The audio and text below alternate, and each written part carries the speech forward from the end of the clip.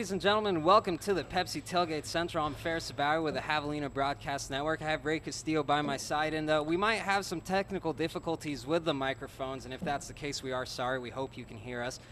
Ray, you know, the rain's been on and off here lately. Yeah, the rain has played a factor today, but we're here in the Champions tent, and we're ready to go. Yeah, big thanks to Don's Cleaners for the tent there. Well, when we come back, we're going to talk a little bit about the Colorado Mesa Mavericks, so we'll be right back on the Javelina Broadcast Network.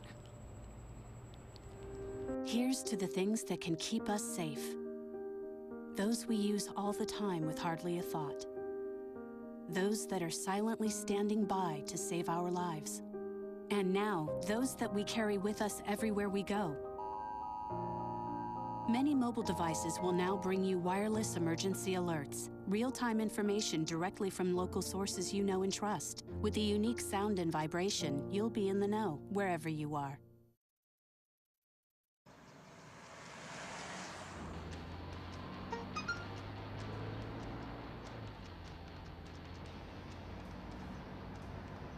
The average text takes your eyes off the road for nearly 5 seconds.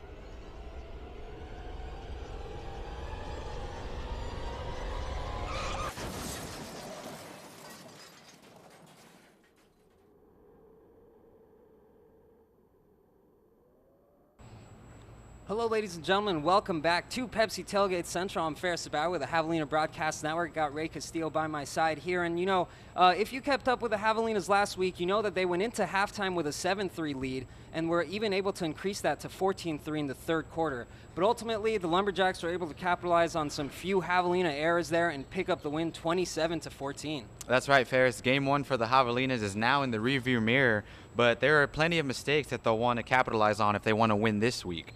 With that being said, it is now time to focus on their opponent, Colorado Mesa. The Mavericks are coming off a Week 1 win against Dixie State, where they were in a high-scoring affair that resulted in a 44-37 overtime win.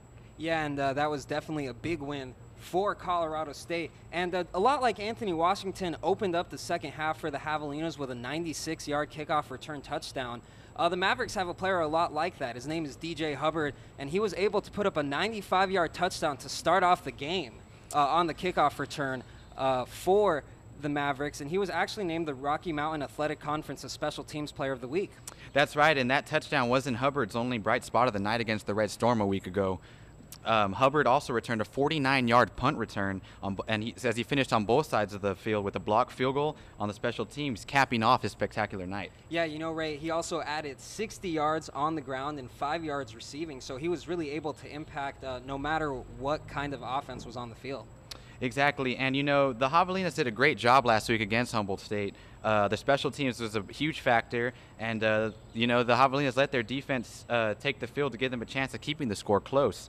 By getting the defense on the field this week, it'll also give the Mavericks a chance, you know, to earn their points instead of jumping out to a quick lead. Yeah, you know, and the thing that makes the Mavericks special teams so dangerous is that DJ Hubbard is not the only player you have to watch out for. The other guy in the backfield for them is senior Jordan Price. That's right. Jordan Price was able to come up huge last week for the Mavericks. He had 2 kickoff returns that amounted for a total of 92 yards. Although he didn't find the end zone, he was certainly able to put his team in good field position. He had an 80-yard return in the third quarter, so we're talking about a special teams that was able to average a total of 59 yards per return. Yeah, 59 yards per return for the Mavericks. The Javelinas don't trail too far behind. They average 57 yards per kickoff return. And just for your information, folks, in terms of Division II schools across the nation, CMU ranks second with that 59-yard average. Temuk not too much further behind, ranking 4th with a 57-yard average. That's right. So, you know, these are going to be one of those games where if the players don't elect to go for a touchback on a kickoff, you can expect some big runs from both teams. Yeah, you know, but when the special teams comes off the field, that's when the offense will come on the field, and the Javelinas are going to have to face sophomore quarterback Eric Kaiser.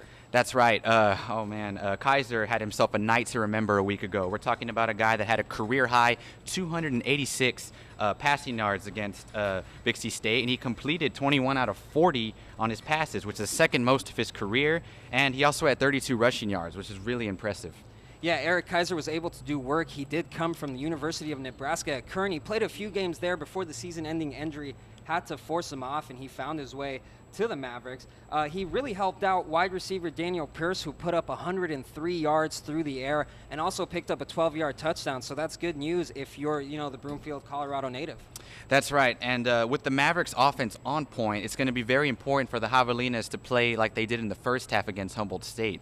The defense did struggle in the second half for Tamuk, so it'll be important for them to pressure Kaiser early and often throughout the whole entire game. Yeah, that's definitely going to be one of the bigger question marks heading into Javelina Stadium. And when we come back, we'll talk a little bit about the Mavericks defense instead, so stick with us at the Pepsi Tailgate Central. We'll be right back on the Javelina Broadcast Network.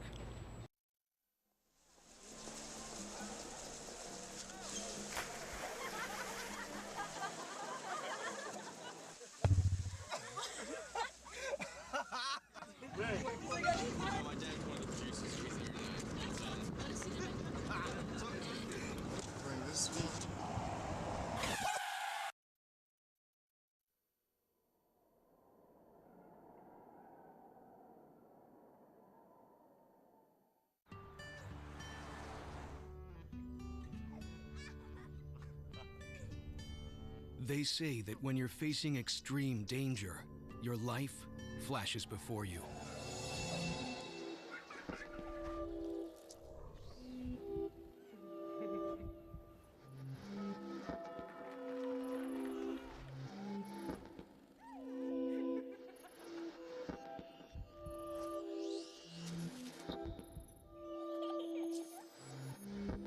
If you think that's sad, consider facing it before you even have enough life to flash before your eyes. Car crashes are a leading killer of children 1 to 13. Deaths and injuries can be prevented by using the right car seat. Visit safercar.gov/the-right-seat to know what is appropriate for each age and size. Here's to the things that can keep us safe. Those we use all the time with hardly a thought. Those that are silently standing by to save our lives. And now, those that we carry with us everywhere we go. Many mobile devices will now bring you wireless emergency alerts, real-time information directly from local sources you know and trust. With the unique sound and vibration, you'll be in the know wherever you are. Hello, ladies and gentlemen. Welcome back to the Pepsi Tailgate Central. I got to thank my mom. She's been on top of things really lately here, giving us a good critique. So I love you, Mom. Thank you so much. But anyways, we're not here to talk about my parents. We're here to talk about the Colorado Mesa University defense here. And they can be an aggressive bunch. Oh, they can be. In their season opener against Dixie State, CMU racked up 5 sacks for a total of 36 yards. 2 of those sacks came from redshirt sophomore Marcus Cross. Now, Cross earned all types of honors throughout his high school career, including honorable mention on the All-State team, and not to mention this incredible athlete also led with 10 tackles as well a week ago. Yeah, so Marcus Cross led the way with 10 tackles, but another player who was able to get things done, Ray, is linebacker Ollie Olson. Olson is another redshirt sophomore that has made an immediate impact on the squad. He had 3 assisted tackles and 3 unassisted tackles against Dixie State a week ago. And yeah, it's definitely a big deal. And the other thing that the CMU defense is able to do really well is force turnovers. They were able to force 5 last week against the Red Storm. That's right. The secondary for the Red Storm, they picked off 2 of those passes, and they recovered 3 of the 5 fumbles that they had created. The Javelinas are going to have to keep the ball secured, and if they want to have a good chance in this game, they're not going to be able to take some of those unnecessary risks. Yeah, and that's always something that the Javelinas have to watch out for. They are prone to making some costly turnovers sometimes. But with that being said, the Mavericks defense far from perfect. Oh, definitely. They have their weaknesses indeed. The defense started the game strong, and the Mavericks were able to head into the halftime with the 10-point lead at 23-13. They broke down in the second half, although, with Dixie State outscored the Mavericks 21-3 in the third quarter, and that outburst is the reason the game had to eventually, end up in overtime. Yeah, and it's hard for a defense to stay disciplined when they have a 10-point lead like that heading into the second half. And to give up 3 touchdowns in 1 quarter is certainly a glaring spot for them. That's right, Ferris. And in a way, the argument can be made that Dixie State outplayed Colorado Mesa University if you look at it like that. The Mavericks gave up 640 total yards, and Dixie State held them to 417 yards. So While the defense made some big plays and had 5 huge sacks, they're suspect at best. The Javelinas should be able to find a way to exploit that going into this matchup. Yeah, the Mavericks gave up 600 plus yards. 301 came from the ground, and 339 of those yards came through the air. So either way you look at it, the Javelinas have a lot of weapons to go with in this game. That's right. And, something that we want to also mention is we talked about earlier was the yardage that they were able to put up. We're talking about 301 yards on the ground, 339 through the air were the Mavericks able to produce. So, do you see any players that, are going to be able to benefit from that in the Javelinas' point of view? Well, definitely with a quarterback like Trey Mitchell. He's a quarterback that can scramble out of the pocket and make plays that look like they're going nowhere, and then he can end up getting some yardage on them because he's so quick on his feet. But we talked a lot about football. I just wanted to switch gears really quick to the Javelina volleyball team. They are playing over in the Steinke Physical Education Center right now with the Emerald Beach Hotel Javelina Invitational. And volleyball team doing a lot of work there at home. So far in the tournament, 3 wins for them. Able to sweep the first game and take the other 2 games 3-1 in both those games. So the Javelinas with a really strong showing here. That's right. Coach Tanya Allen has to be very pleased with her girls, the way they performed in Florida in that tournament. We're talking about the girls that went in there and they took 3 out of 4, like you mentioned, Ferris, and their attack to kill ratio was very impressive. So the Lone Star Conference really needs to be ready for the Lady Javelinas. And when we come back, we're going to talk about a couple of different factors that might affect the game tonight. So stick around with us at the Pepsi Tailgate Central. I'm Ferris Sabawi. We'll be right back after this commercial break. You'll find more than a great education here. You'll find friendships that last a lifetime. Thanks to our family-like living learning communities. Like Turner Hall, the men's dorm where music students enjoy their own basketball court, grill, big screen TV, and more. And Bishop Hall, where female musicians have their own volleyball court, lobby, and study room. Live and work with others who share your goals at Texas A&M University Kingsville, the home of Javelina pride.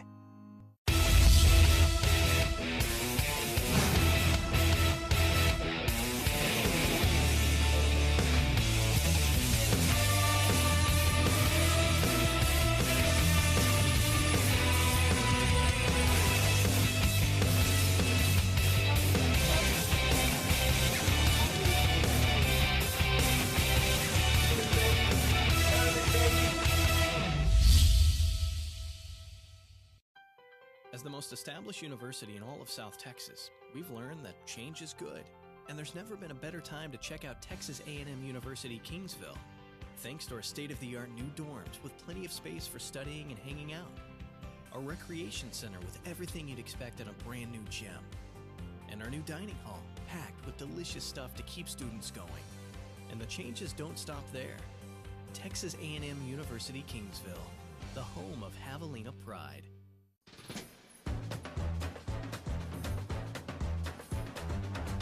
Silverware, pa los que saben. Pronto Insurance, auto insurance pa los que saben. Stop by for a free quote starting at $29 per month.